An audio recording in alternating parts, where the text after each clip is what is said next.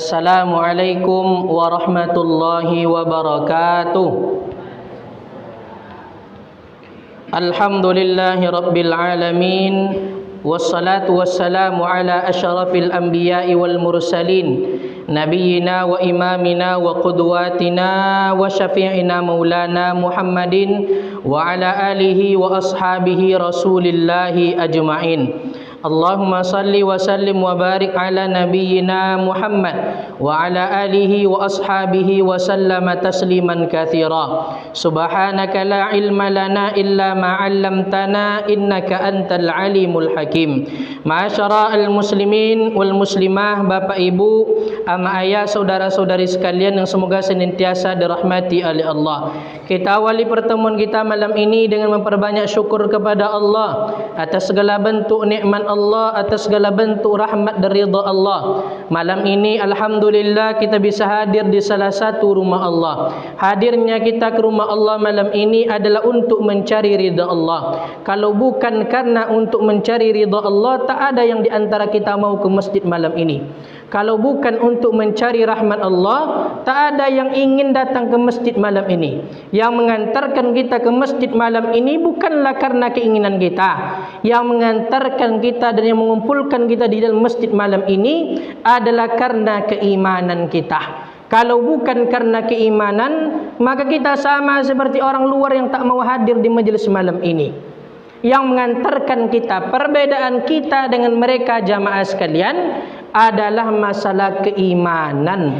Kalau keimanan itu sudah tertancap pada diri seseorang, maka dia akan beribadah pada Allah. Dia akan datang ke masjid, dia akan datang mendengarkan wirid agama, dia akan membaca Al-Quran, dia akan memperbanyak amal saleh karena keimanan sudah tertancap dalam dirinya. Maka jemaah sekalian yang semoga dirahmati oleh Allah, kita berdoa pada Allah Subhanahu wa taala, semoga nantinya kita keluar dari masjid ini, dosa-dosa kita semuanya diampuni oleh Allah Subhanahu wa taala. Kemudian salawat beserta salam semoga selalu tercurah kepada baginda Nabi Muhammad sallallahu alaihi wasallam. Semoga dengan kita memperbanyak salawat kepada baginda Rasul, nantinya di hari kiamat kita mendapatkan syafaatnya. Bapak, Ibu, ama ayah, saudara-saudari sekalian yang semoga senantiasa dirahmati oleh Allah. Adapun judul ceramah kita malam ini adalah berkaitan dengan tafsir surat Al-Ma'un. Apa judul awak, Mak? Tafsir surat Al-Ma'un. Bapak Ibu jamaah sekalian, surat Al-Ma'un ini adalah surat yang kita insya-Allah hafal. Anak-anak kita insya-Allah hafal.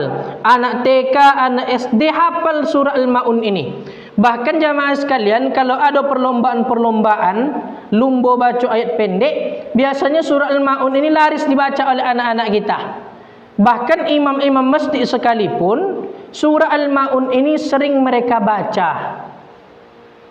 Maka jemaah sekalian, agar kita lebih mengerti maksud, makna yang terkandung dalam surah Al-Ma'un itu, maka malam ini insya-Allah kita akan jelaskan maknanya serta maksud setiap arti dari surah Al-Ma'un itu. Agar kalau baca Al-Quran awak Bapak Ibu, awak baca surah Al-Ma'un dalam solat, awak ngerti awak makasui. Ndak ngerti awak maknanya jemaah sekalian, minimal maksudnya ngerti awak jemaah sekalian. Karena belakangan ini banyak orang bertanya, Ustaz, kata dia, saya kalau salat itu tak pernah khusyuk. Ustaz, saya kalau salat itu Ustaz, mulai takbiratul ihram tu langsung ingat dunia. Sebelum salat tadi tak ingat apapun. Tapi kalau sudah takbiratul ihram, tengik soda Ustaz, tengik kodesa, tengik kodai, tengik sawit, tengik motong, tengik anak. Kadang syaitan itu masuk dalam kepikiran awak, membuat awak tu tidak khusyuk salat. Maka jemaah sekalian, banyak orang bertanya, Ustaz, bagaimana caranya agar kita salat khusyuk salat? Agar ketika kita salat tak ingat lagi dunia. Agar ketika kita salat tak ingat lagi anak dan isteri, tak ingat lagi suami. Ketika salat tak ingat lagi jual beli. Ketika salat tak ingat lagi kebun. Ketika salat tak ingat lagi kolam ikan. Bagaimana caranya ketika salat agar khusyuk? Maka jemaah sekalian, ada dua cara. Kalau dua cara ini sudah kita dapatkan, insya Allah salat khusyuk. Yang pertama, kalau ingin khusyuk salat, kata Nabi, jadikan salat yang kalian akan kerjakan itu seolah-olah itulah salat terakhir kalian. Jadi kalau awak nak khusyuk semayang, nak khusyuk awak salat Bapak Ibu, jadikan semayang yang nak awak kojong itu adalah seolah-olah itu semayang terakhir awak. Bekok kalau nak semayang salat isya, awak bekok niatkan dalam hati, ya Allah, mungkin semayang isya ko iko mungkin semayang terakhir kali, dan ya Allah, mungkin setelah salat isya tu mungkin dah iduk dan lah. Ya Allah, jadikan salat terakhir ini salat terbaik saya. Maka ketika seorang jamaah sekalian menjadikan salat itu sebagai seolah-olah salat terakhirnya, maka insya-Allah Allah bantu khusyuk dalam salat. Yang kedua, cara agar khusyuk salat itu Bapak Ibu, kita mengerti apa yang kita baca. Minimal Al-Fatihah itu ngerti wa makna. Awak baca Al-Fatihah, Alhamdulillahi Rabbil Alamin. Awak baca dalam salat, Alhamdulillahi Rabbil Alamin. Ketika dibaca Alhamdulillah Rabbil Alamin, langsung arti dalam hati kita tu sudah tahu kita artinya. Segala puji bagi Allah Rabb semesta alam. Ar-Rahmanir Rahim, yang maha pengasih lagi maha penyayang. Jadi ketika kita baca Al-Fatihah, langsung hati kita itu tahu dia artinya. Tak ada lagi celah syaitan itu untuk memasukkan dunia dalam pikiran kita. Maka jemaah sekalian, semoga dirahmati oleh Allah, agar ketika kita salat mengerti kita maksud dalam surah Al-Maun, maka insya-Allah malam ini kita akan jelaskan satu persatu tafsir dan ayat surah Al-Maun. Sebelum kita tafsirkan Bapak Ibu, saya akan bacakan surah Al-Maun. Bapak Ibu dengarkan saja. A'udzu billahi minasy syaithanir rajim. Bismillahirrahmanirrahim. أرأيت الذي يكذب بالدين فذلك الذي يدع اليتيم ولا يحض على طعام المسكين فويل للمصلين الذين هم عن صلاتهم ساهون الذين هم يراءون ويمنعون الماعون. Jamaah sekalian, surah Al-Maun ini terdapat sebanyak 7 ayat saja. Para ulama berbeda pendapat di mana turunnya surah Al-Maun ini. Surah Al-Maun jamaah sekalian, para ulama mengatakan turunnya di kota Mekah. Sebagian lagi mengatakan di kota Madinah. Maka para ulama mengambil kesimpulan surah Al-Maun ini turunnya di 2 tempat sekaligus. Ayat 1 sampai ayat 3 turunnya di Mekah, ayat 4 sampai 7 turunnya di kota Madinah. Maka jemaah sekalian, surah Al-Maun ini kita akan jelaskan ayat demi ayat. Allah Subhanahu wa taala berfirman, "Ara'aital ladzi yukadzibu biddin." Apa kata Allah? Tahu enggak kalian, kata Allah, siapakah itu orang-orang yang mendustakan agama? Tahu enggak kalian, kata Allah, siapakah itu orang-orang yang menghancurkan agama? Tahu enggak kalian, kata Allah, siapa yang mengkhianati agama? Tahu enggak kalian, kata Allah, mereka mengaku beragama Islam, tapi Islam itu tak akui kalau orang itu pemeluknya. Tahu enggak kalian, kata Allah, siapa itu orang-orang yang membohongi agama ini? Yang pertama kata Allah, fadzalikal ladzi yad'ul yatim. Orang yang mengkhianati, menghancurkan, mendustakan agama, yang pertama kata Allah itulah orang yang menghardi anak yatim. Punya tetangga yatim tak pernah diperhatikan oleh dia. Ada anak yatim di kampung itu jamaah sekalian yang kalau ke sekolah ndak ada piti jajan ninyo diberi orang tuanya dah. Karena orang tuanya ayahnya lah meninggal, amaknya jando. Amaknya tak dapat juboli belakangan ni kau. Piti tak ada. Anak yatim tu pergi ke sekolah tanpa uang jajan. Tak ada orang memperhatikannya. Itulah orang-orang yang mendustakan agama. Orang yang mengkhianati agama tu jemaah sekalian banyak.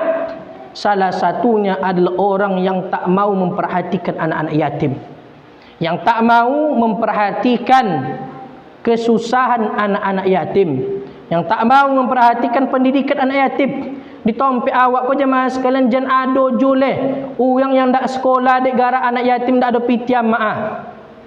Jan ado je tompi awak ko jemaah sekalian anak yatim yang susah sekolah karena tak punya uang untuk sekolah. Orang-orang yang mendustakan, menghancurkan agama ini jemaah sekalian adalah orang-orang yang tak mau memperhatikan anak yatim. Jemaah sekalian, kalau bapak ibu baca Al-Quran dari awal sampai akhir, dalam Al-Quran itu bapak ibu ada kata dalam Al-Quran itu kata al-yakin. Al-yakin. Dalam Al-Quran kata al-yakin itu hanya ada 3. Yang pertama ilmul yakin. Yang kedua ainul yakin. Yang ketiga hakul yakin. Selain dari 3 ini tak ada kata-kata yakin lagi dalam Quran. Pertama ilmul yakin, yang kedua ainul yakin, yang ketiga hakul yakin. Apa bedanya ilmul yakin, ainul yakin dan hakul yakin? 3 ini jemaah sekalian ada bedanya. Contoh, ada guru menyampaikan sama anak murid. Apa kata gurunya? Anak-anak murid sekalian, kalau kalian nampak api, jangan didoke api. Nampak kalian api, jangan dipegang api. Nanti kalian terbakar. Nanti kalian gosong. Kalau kalian sentuh api, nanti terbakar kalian. Maka anak-anak muridnya itu mendengar seperti itu namanya ilmul yakin. Baru dengar saja. Ulun pernah nampak ada anak murid tu api itu leh. Cuma dengar saja. Kapan ainul yakin? Ainul yakin tu jamaah sekalian kalau sudah nampak oleh anak murid itu. Nampak di anak murid tu jamaah sekalian api godang. Apa kata anak murid tu? Betul kata guru saya. Kalau saya sentuh nanti api ini terbakar saya. Kalau saya sentuh nanti api ini gosong saya. Lah nampak di anak murid itu jemaah sekalian api itu namanya ainul yakin. Sudah nampak dia ternyata api itu ada depan dia. Kapan hakul yakinnya? Hakul yakinnya itu kalau anak itu menyentuh api dan merasakan terbakar langsung oleh api. Langsung dia merasakannya, namanya hakul yakin. Ilmul yakin baru dengar saja. Ainul yakin sudah nampak langsung. Hakul yakin sudah merasakan. Begitu juga dengan anak yatim ini bapak ibu. Anak yatim ini selama ini kita dengar apa kata orang? Anak yatim tu ayahnya meninggal dunia. Anak yatim tu ibunya janda. Anak yatim tu jual beli amak di pasaunya tak laku. Amaknya tak dapat piti. Apalagi musim hujan jual sayu di pasau tak laku. Anak yatim tu kalau ke sekolah bajunya compang-camping. Anak yatim tu kalau ke sekolah pakai baju hari Senin tu putih, bajunya kuning baju. Anak yatim tu payah makannya. Anak yatim tu kalau bergaul sama kawan tak digauli oleh kawan-kawannya. Kalau selama ini kita baru dengar anak yatim tu seperti itu baru namanya ilmul yakin. Baru dengar-dengar saja. Kapan ainul yakinnya? Pai amak bapak ibu ke panti tu. Kami jemaah sekalian pernah kami antar Al-Quran di panti putri. Sekali-kali bapak ibu pergi ke panti putri. Pergi ke panti putri Pasau, pergi ke panti putra di SMP Muhammadiyah. Tengok anak panti itu seperti apa. Kami jemaah sekalian pernah ditelepon oleh pengasuh panti putri itu. Namanya Bu Seni namanya. Dia bilang, Ustaz, selama 2 tahun ini tak ada orang yang mau mengantarkan Al-Quran ke tempat kami ini. Al-Quran yang dibaca oleh anak-anak panti ini Ustaz, Al-Quran lama semua Ustaz. Tidak ada Al-Quran baru yang kami dapat do Ustaz. Kalau Ustaz punya Al-Quran ntar lagi sini. Kami belakangan ini jemaah sekalian membuka donasi Al-Quran, kami dapat Al-Quran. Kami antar ke sana. Waktu kami antar ke sana jemaah sekalian, datanglah anak-anak panti itu. Ada anak panti jemaah sekalian ketek, paling ketek jemaah sekalian. Saking keteknya badan ini, pakai bajunya tertutup sodo sampai ke bawah lutut. Baju dia. Teringatlah oleh kami jemaah sekalian, kami dulu pernah antarkan Al-Quran di panti tapung. Di panti tapung Kasihkan sana jemaah sekalian. Bapak ibu jemaah sekalian, ada salah satu anak pantri itu paling ketek. Mungkin sekitar 5 atau 6 tahun umurnya. Sudah dimasukkan panti oleh orang tuanya. Saya tanya, anak, di apa bisa masuk panti? Tiba-tiba anak itu menangis jemaah sekalian. Tak bisa dia jawab pertanyaan kami. Saya tanyalah sama pengasuh pantinya itu, Bu, kenapa anak ini bisa masuk panti? Siapa yang masukkan? Kecil masih. Akak-akaknya saudara ada yang kelas 3 SMP, yang lah ada SMP paling SD. Anak itu 5 tahun 6 tahun sudah masuk panti. Yang anak kita jemaah sekalian kalau umur 5 tahun masih disuruh makan, mandi masih dimandikan, pakaian masih dipakaikan. Ini anak panti jemaah sekalian, ada yang 5-6 tahun. Lalu apa kata pengasuh pantinya? Nanti saya ceritakan kenapa anak ini bisa masuk panti, Ustaz, kata dia. Setelah kami selidiki Bapak Ibu, anak ini masuk panti, ayahnya dulu pernah meninggal dunia, sudah meninggal dunia ayahnya. Ayahnya ini Bapak Ibu, anak ini asli orang Dalu-Dalu, asli orang Pasir Pengarayan. Ayahnya meninggal dunia, lalu 2 minggu setelah ayahnya meninggal dunia itu, anak itu disuruh tidur sama ibunya. Nak, lolok ya nak, amak nak peka kode yang mak sebonto beli gulo. Amak nak kode yang mak sebonto beli topung. Tidur ya nak, kata dia. Waktu anaknya tidur, waktu anaknya telah bangun dari tidur, tak dijumpai lagi ibunya. Akhirnya anak itu nyari-nyari ibunya, mana ibu saya, mana ibu saya, dicari-cari keluar rumah. Ternyata ibunya telah meninggalkan dia. Setelah beberapa lama diselidiki, ibunya ternyata pergi merantau ke Malaysia. Tinggal anak itu sendiri di rumah. Tak ada lagi orang yang menyantuninya. Semalam sampai pagi anak itu menangis-nangis seperumah, nunggu ibunya akan pulang. Akhirnya jemaah sekalian, ibunya tak pulang-pulang, ditinggal sama ibunya. Karena kasihan tetangganya, diantarlah anak itu ke panti. Panti Pasir Pengarayan, dioperlah anak itu ke panti Taluk Kuantan. Dari panti Taluk Kuantan dipindahkan ke panti Tapung.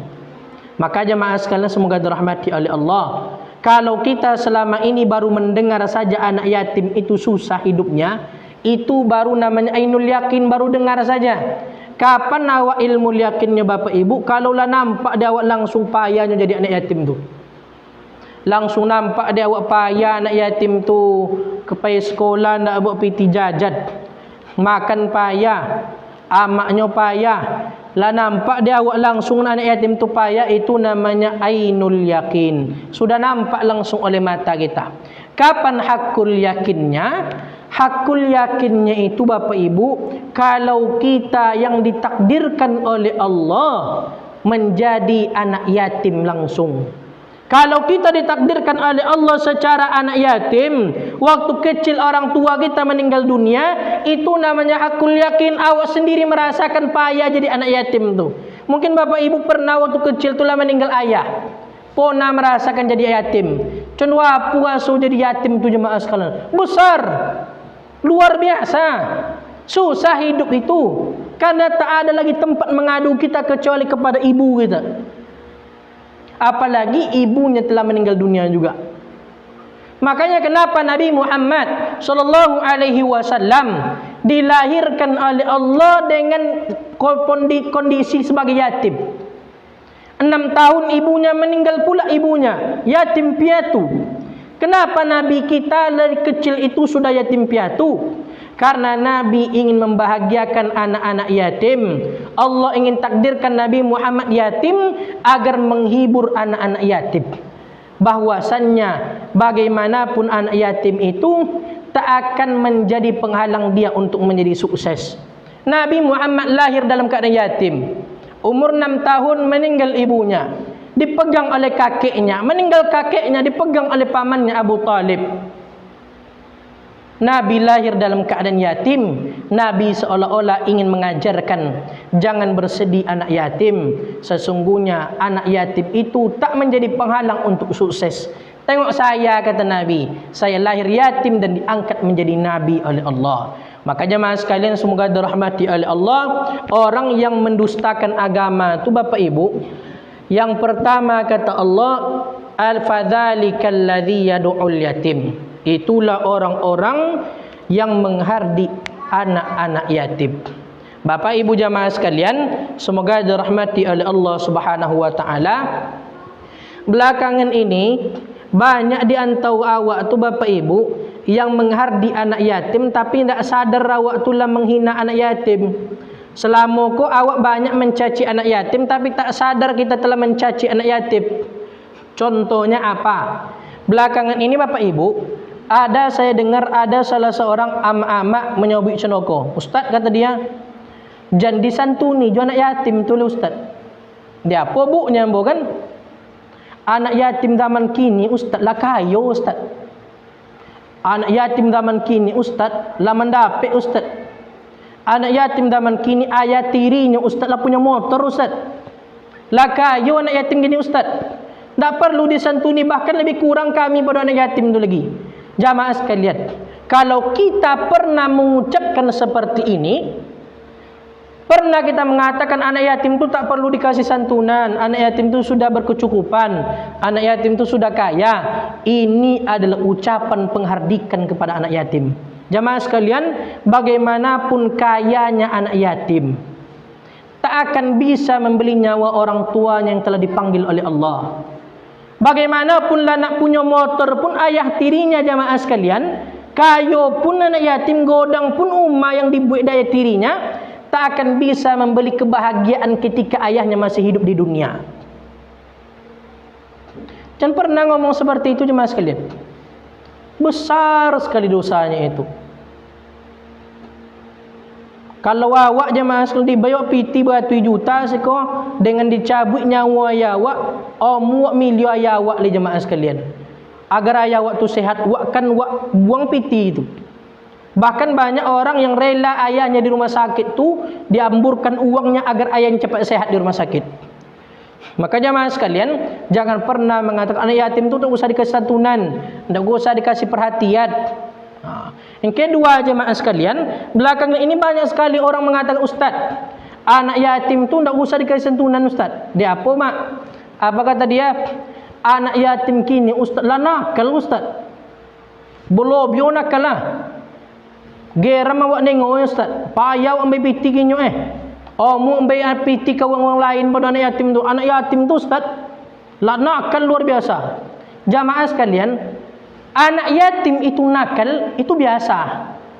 Awak jo idui ayah mak le nakal jo nak. Apalagi anak yatim yang tak ada ayahnya. Awak masih idui ayah mak le jemaah sekalian, ketika anak tu ingin berbuat nakal, ada ayah yang masih melarang, masih nakal juga anak itu. Apalagi anak yatim. Anak yatim yang ayahnya sendiri sudah tak ada. Kalau dia ingin membuat nakal, tak ada yang melarang dia lagi. Maka jemaah sekalian, jangan pernah menghardik anak yatim langsung atau tidak. Karena mereka itu jemaah sekalian, tak ada tempat bercerita mereka. Awak kalau pulang dari sekolah jemaah sekalian, anak yatim tu ada tompek bercerita sama ayah. Ditanya dia amma, belajar apa tadi nak? Pulang ayah dia kojo, apa tadi belajar nak? Anak yatim pulang dia ke rumah hampa semua jemaah sekalian. Maka jangan pernah menghina anak yatim, santuni anak yatim. Perhatikan anak yatim. Kami jemaah sekalian, ini cerita kita yang terakhir untuk anak yatim ini. Kami pernah sosialisasi Bapak Ibu. Sosialisasi itu Bapak Ibu adalah kami datang ke sekolah-sekolah. Kami ajar anak-anak sekolah tu yang nak tamat dari sekolah tu untuk masuk pesantren, iklankan pesantren di sekolah. Sekolah SD, sekolah SMP. Jamaah sekalian, masuklah kami ke kelas 6 SD. Di kelas 6 SD hari Senin tu jemaah sekalian, banyak anak-anak tu bajunya rapi. Bersetrika bajunya, dasinya bagus, sepatunya bagus, topinya bagus. Ada kami tengok jemaah sekalian paling sudut belakang itu ada seorang anak dasinya jemaah sekalian dasi senen itu lah berkobek-kobek. Lalu sepatunya jemaah sekalian lah kalu jari nyompek kaki. Lah berlubang depan ujung sepatunya itu. Saya tanya, "Nak, ini bajunya sudah kuning. Dasinya sudah diikat-ikat. Sepatunya lah keluar ini. Kenapa tak ganti sepatu? Kenapa tak ganti baju?" Apa kata anak itu? "Ustaz, saya anak yatim. Ibu saya jual beli di pasar kadang tak laku, Ustaz. Kadang dapat dia 40.000 sehari paling banyak. Jangankan untuk beli baju, makan saja susah, Ustaz." Apa kata dia? "Tapi saya, Ustaz," kata dia, "insya-Allah bulan depan akan saya beli baju, Ustaz." "Dari mana kamu dapat uang?" saya bilang. Apa kata anak itu? "Rencananya bulan depan di depan rumah paman saya ada kedondong, Ustaz. Kedondong itu nanti saya bawa ke sekolah, saya jual di sekolah kedondong. Lalu uang dari kedondong itu saya belikan sepatu dan baju." Anak yatim jemaah sekalian. Ketika diselidiki rumah anak yatim itu, ternyata di kanan kirinya tetangga anak yatim itu rumahnya orang-orang besar semua. Ada motor sebelah kanannya, sebelah kiri tetangganya cukup kaya. Mana selama ini perhatian mereka kepada anak-anak yatim? Makanya jemaah sekalian, kalau ada di tempat awak kau jemaah simpang apa nama simpang aman kau, cumbai kau, ada anak-anak yatim perhatikan. Karena besar sekali pahalanya kalau kita menyentuh anak yatim itu Bapak Ibu. Yang kedua jemaah sekalian, Allah Subhanahu wa taala melanjutkan firman-Nya, "Wala yahuddu 'ala ta'amil miskin." Orang yang mendustakan, mengkhianati, menghancurkan agama itu kata Allah adalah mereka yang tak mau memberi makan orang-orang miskin. Tak mau memberi makan orang miskin. Enggan memberi makan orang miskin. Jamaah sekalian, yang semoga senantiasa dirahmati oleh Allah Subhanahu wa taala. Kami selama ini Bapak Ibu banyak kami meruqyah. Kami meruqyah itu Bapak Ibu ndak urang kami ruqyah dah. Ndak urang aja Bapak Ibu. Kami selama ini meruqyah rumah, toko, kedai. Di pasar ukuk itu Bapak Ibu banyak yang telah kami ruqyah kedai-kedai orang. Bermacam-macam alasannya. Ada juga jamaah sekalian, mungkinlah pernah saya sampaikan, kami pernah meruqyah orang yang jual sate. Adong pelompek itu Bapak Ibu, inyo jual bolinya di danau. Inyo sama lempono tu masak sate, masak ketupek, ndak masak-masak ada jamaah sekalian. Labi berganti-ganti ayu, ndak je masak-masak ketupek itu. Waktu lah bajual besok lah masak sekali, bajual basi pula jamaah sekalian. Akhirnya beruqyah, setelah ruqyah tak ada lagi yang gangguan-gangguan lain. Kami pernah jemaah sekalian didatangi oleh dua orang suami istri, pengantin baru. Apa kata dia? "Ustaz, kami ini baru menikah Ustaz 2 bulan yang lalu. Lalu kami pindah rumah. Rumah kami ini rumah besar. Rumah kami ini besar Ustaz. Lalu Ustaz, setelah kami pindah rumah kami itu tidak pernah nyaman. Setiap malam selalu masuk kaposan ke rumah kami Ustaz. Tiap malam selalu masuk kaposan ke kamarnya. Lalu kalau jam 2 malam bekok nak buang ayu ke WC, selalu nampak kadang di dinding-dinding WC itu kalo. Kadang ompek, kadang tigut. Hampir tiap malam. Lalu sekali atau 2 kali seminggu, kalau ndak malam Rabu, kalau ndak malam Kamis, rumah itu jemaah sekalian selalu berbunyi di atas-atas tu cando kambi jatuh. Tung. Sampai terkojik kadang tak jago kadang dalam rumah tu berdua. Tak pernah merasa nyaman di rumah itu. Selalu banyak gangguan. Lalu orang itu mengatakan, "Ustaz, coba ruqyah rumah kami. Mana tahu ada gangguan di dalamnya." Lalu ambo sampaikan sama orang tu, "Bapak Ibu," saya bilang, "tak usah diruqyah rumah itu. Coba hari Jumat besok, bo anak-anak yatim dan anak-anak miskin makan ke rumah. Sudah sholat Jumat itu, bo anak yatim, bo anak miskin makan ke rumah. Tengok besok masih diganggu atau enggak." Setelah itu jemaah sekalian, Jumat berikutnya dibawa oleh mereka anak yatim, anak miskin makan ke rumah. Setelah mereka bawa makan anak yatim, orang-orang miskin ke rumah, tak pernah lagi rumah tu gangguan sampai sekarang. Tak pernah lagi kalau tu ada di WC, tak pernah lagi keposan tu masuk rumah. Kenapa jemaah sekalian rumah itu diganggu oleh syaitan? Karena setelah rumah itu dibangun, kita merasa rumah ini tu rumah kita semuanya. Rumah itu tak akan terbangun kalau Allah tak izinkan rumah itu terbangun. Kalau sekiranya awaklah bangun rumah jemaah sekalian, maka jangan langsung ditempati, jangan seolah-olah rumah ini rumah kita. Tapi ajak orang untuk makan ke rumah itu. Ini rasa syukur kita kepada Allah karena Allah telah izinkan rumah ini dibangun. Maka dalam surah Ad-Duha Allah berfirman, wa amma bi ni'mati rabbika fahaddits, dan terhadap nikmat Tuhan kalian ceritakan, beritahukan sama orang, kabarkan. Kalau kalian punya rumah, ajak orang makan, kabarkan sama orang nikmat itu. Buat orang bersyukur ke rumah. Punya kalian motor beko, jangan langsung dipakai bono motor tu, buat orang makan dulu ke rumah. Rasa syukur dapat motor.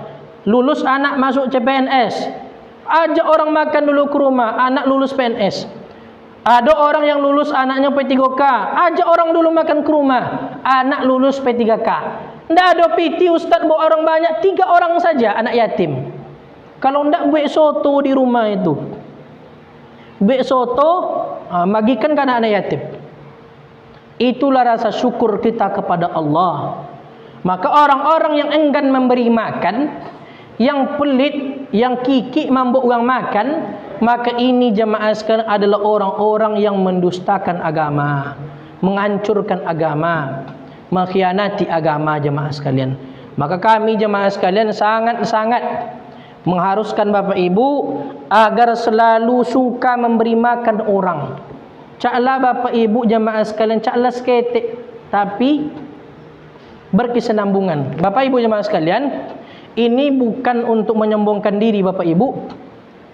Kami baca tafsir surah Al-Maun ini bukan seminggu 2 minggu ini. Lampai bulan yang lalu terbetik oleh pikiran kami, kalau ceramah besokkan dan jolekan surah Al-Maun ini. Pas pada ayat wala yahuddu ala ta'amil miskin, dan orang yang mendustakan agama itu enggan memberi makan orang miskin. Semenjak itu jemaah sekalian, setiap Jumat, kau bukan untuk menyombongkan diri, setiap Jumat anak yatim di Pulau Belimbing 2 tu Bapak Ibu kami berikan makanan. Tak banyak dah Bapak Ibu. Kadang sate kami berikan, kadang miso, kadang soto kami berikan. Ibu bapak tanya sama anak yatim di Pulau Belimbing tu, setiap Jumat selalu kami berikan itu anak yatim, dan sudah berjalan 3 bulan lamanya. Tak banyak Bapak Ibu. Awak tak bisa membayar anak yatim kadang nasi bungkus, tak bisa. Tapi apa yang ada beko abolikan. Wak bolikan beko. Siapa yang kadang-kala kita suruh masak, kita suruh masaknya adalah ibunya anak yatim itu. Masak yo kak selama sebanyak 50.000 bungkus, ambil untung beko situ kak. Lalu yang dimasak oleh mereka kita bagikan anak yatim. Makanya mas sekalian, kalau ada tempat awak kau baik pula macam tu.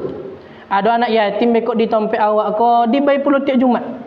Caklah soto beko, caklah mingso. Kalau ada pula beko boleh sebungkus.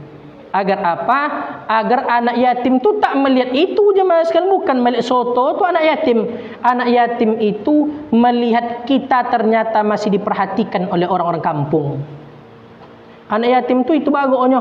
Ternyata awakku masih dipuatin di orang kampung kau maknya. Ternyata orang kampung kau masih ingat sama awak leh.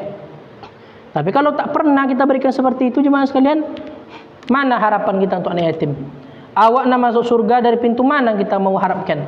Pintu sedekah. Kita jarang bersedekah. Pintu berbakti sama orang tua. Awak kodok melawan ke orang tua.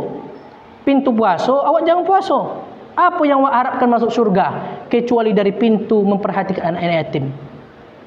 Jamaah sekalian semoga dirahmati oleh Allah. Selanjutnya Allah Subhanahu wa taala berfirman, "Fawailul lil musallin." Celakalah kalian kata Allah orang-orang yang salat. Celaka orang yang salat itu kata Allah. Celaka orang-orang yang salat itu jemaah sekalian. Siapa orang-orang yang salat namun celaka? Apa kata Allah? Alladzina hum an salatihim sahud. Itulah orang yang celaka dalam salat, orang yang lalai salatnya, orang yang tak salat pada waktunya. Salat zuhur bekok jam 2 boleh lewat 7, salat ini jam 2 songa. Salat asar kata Allah jam 3 bekok lewat, kadang lewat 15 minit, salat dia jam 5.30. Salat maghrib bekok, salat ini dah kena isyak. Waktu salat isyak azan dulu. Lanjut. Salat isyak jam berapa kau? Jam 7 lewat 9 boleh. Salat isyaknya bekok jam 3 malam. Kadang ada yang salat tu kadang nak dokek azan subuh. Terkaji anaknya, amaknya. Dia pun solat amak 6 rakaat. Apa kata amaknya 2 rakaat, subuh 4 rakaat. Isyak tadi malamnya mak. 6 jadinya. Jadi disambung aja masalah nak dokek-dokek azan subuh, bu sembahyang isyak. Lah sudah assalamualaikum azan subuh lah. Apanya mak rubuh lionya ustaz nyanyi sampai nak azan subuh kau tu je. Makanya masalah orang yang celaka dalam solat adalah orang yang lalai solat. Dia jemaah sekalian tak solat tak. Mereka solat, tapi alangkah bodohnya mereka solat namun lalai dalam solatnya. Selanjutnya jemaah sekalian, maka disebut oleh para ulama fawailul lil musallin, artinya bukan celakalah tapi dikatakan neraka wail bagi orang-orang yang solat, yaitu orang yang lalai. Maka disebutkan dalam para ulama dalam kitab-kitab tafsir mereka, orang yang solat namun lalai tempat mereka itu di neraka wail. Orang yang tidak solat sama sekali, neraka mereka namanya neraka saqar. Ma salakakum fi saqar? Qalu lam naku minal musallin. Ketika orang-orang nantinya dimasukkan ke dalam neraka saqar, maka malaikat penjaga neraka berkata, "Hei kalian, hei dalam neraka, kenapa kalian bisa masuk dalam neraka saqar ini? Apa penyebabnya?" Apa kata mereka? Kami selama di dunia tak pernah mengerjakan solat. Orang yang tak solat neraka saqar. Orang yang solat tapi lalai neraka wail. Pilih ulama mana mau neraka wail atau neraka saqar? Mana mau so? Kami mana mau jual buaya itu. Mana yang dipilih Tuhan lebih suuk? Tak mau jemaah sekalian. Selanjutnya Allah berfirman, alladzina hum yuraun. Orang yang mendustakan, mengkhianati, menghancurkan agama ini adalah orang yang riya. Kalau beribadah ingin dipuji orang, kalau bersedekah nak dituli nama di godang-godang di siku. Donatur tetap harus dituli nama. Setelah ditulis nanti dia riya. Dia ingin dipuji oleh manusia. Boleh dituli nama kami ustaz? Boleh. Asalkan tak ada penyakit riak di tempat kita. Maka jemaah sekalian semoga dirahmati oleh Allah. Mungkinlah pun awak sampaikan di sini Bapak Ibu.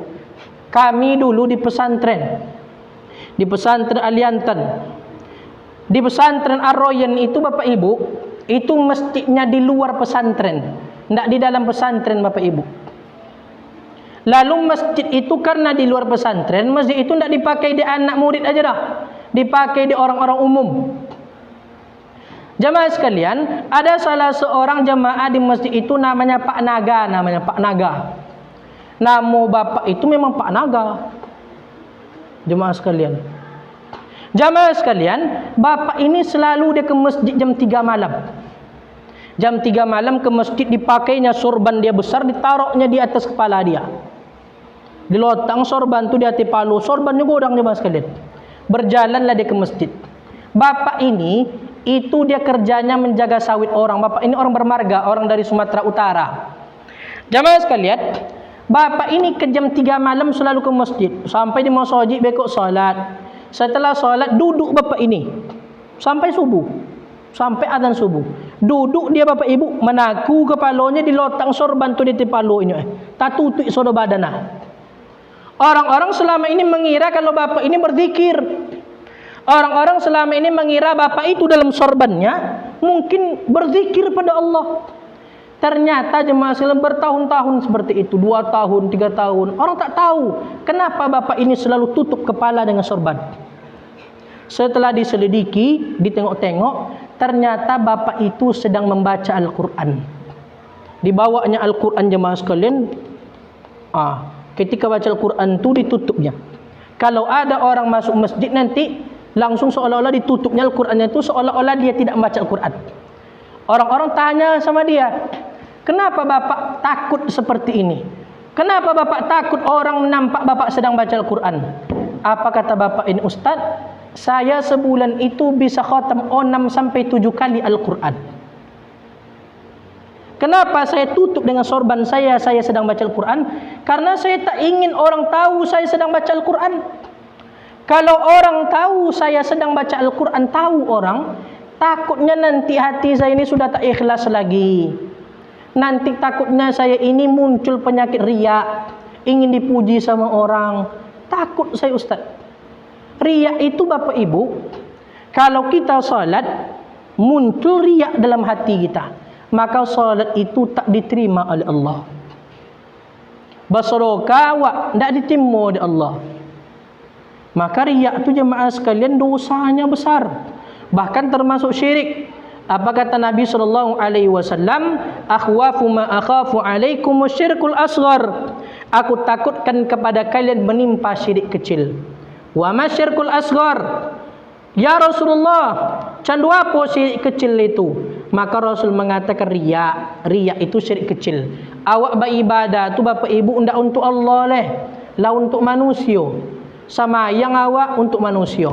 Dan riya ini jemaah sekalian tidak menimpa orang-orang awam saja.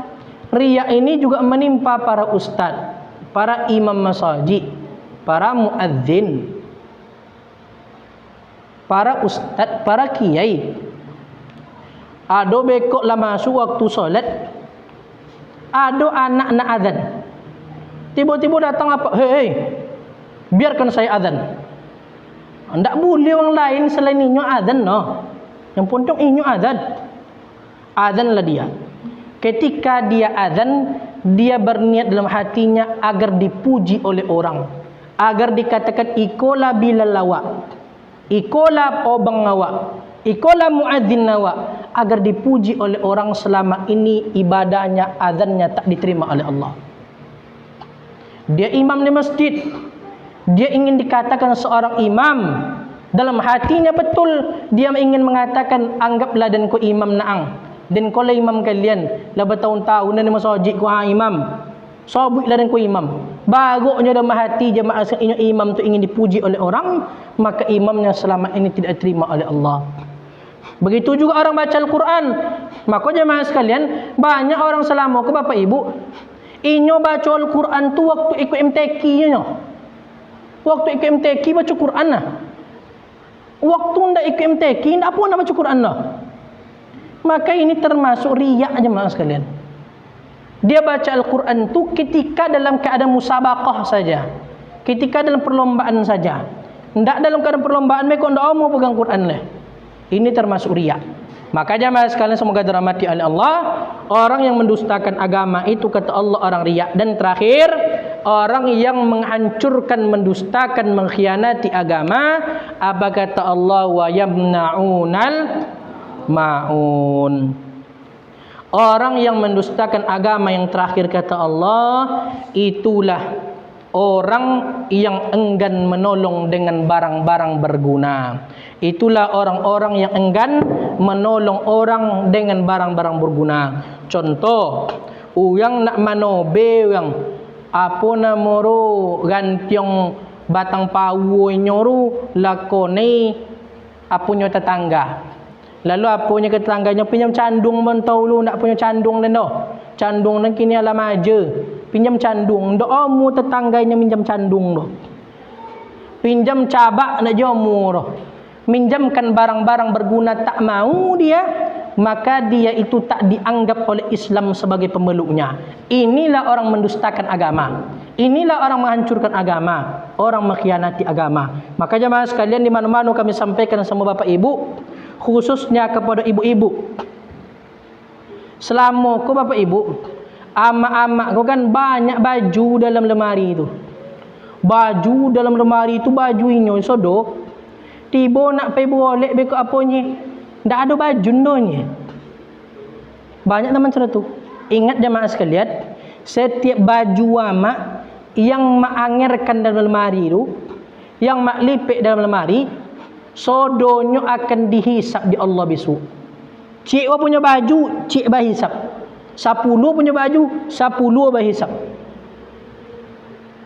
Maka jemaah sekalian, agar baju itu tak menjadi dihisap kelak, maka ketika ada orang-orang yang ditimpa musibah, tsunami, gempa, contoh di Padang potong yang membutuhkan pakaian, maka kirim pakaian-pakaian kita yang telah kita pakai, agar pakaian itu tak dihisap lagi. Telah kita berikan barang-barang berguna kepada orang. Maka jemaah sekalian, wa yamna'unal ma'un, yaitu orang-orang yang enggan menolong orang dengan barang-barang berguna. Inilah orang-orang mendustakan agama. Maka ini jemaah sekalian, inilah tafsir surah Al-Ma'un ayat 1 sampai 7. Semoga kita bisa menjadikan ini semua sebagai peringatan kita dan kita bisa amalkan dalam kehidupan kita sehari-hari. Mungkin itu saja yang dapat kita sampaikan. Kalau ada kena tanyong silakan. Ada amak-amak kena bertanya? Yang lolo ada yang lolo. Aman kan? Kalau tidak ada yang ingin ditanyakan, mungkin kita akhiri saja. Billahi taufiq wal hidayah. Assalamualaikum warahmatullahi wabarakatuh.